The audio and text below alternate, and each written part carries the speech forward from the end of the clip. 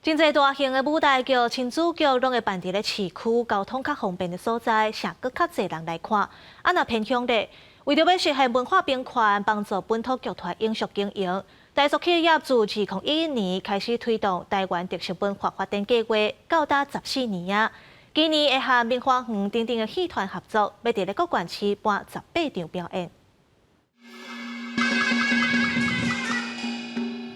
希望恁母亲信念重培，会当赶紧好起来。用布袋戏演出孝子求救的故事，现场也欢喜儿童剧团的表演。台塑集团自2011年开始推动台湾特色文化发展计划到今，把国家级的艺文表演推广到各乡镇，就是希望帮助本土剧团永续经营，传承传统艺术。8时举办2025年计划的启动典礼，希望继续把台湾的艺术表演撒到每一个所在，实现文化平权。将正向的理念与薪资融入于寓教于乐的演出当中，传递给每位大朋友、小朋友，让艺术文化更贴近邻近企业厂区的乡亲生活。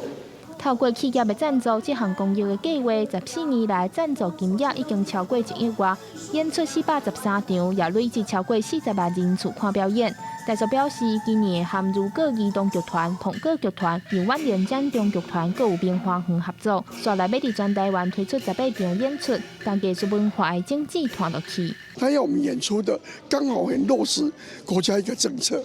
文化平权。它没有在首都，更没有在县市政府的所在地，而是下乡到偏乡的地方。希望呢，带给他们有一种耳目一新的感觉。我们也希望这些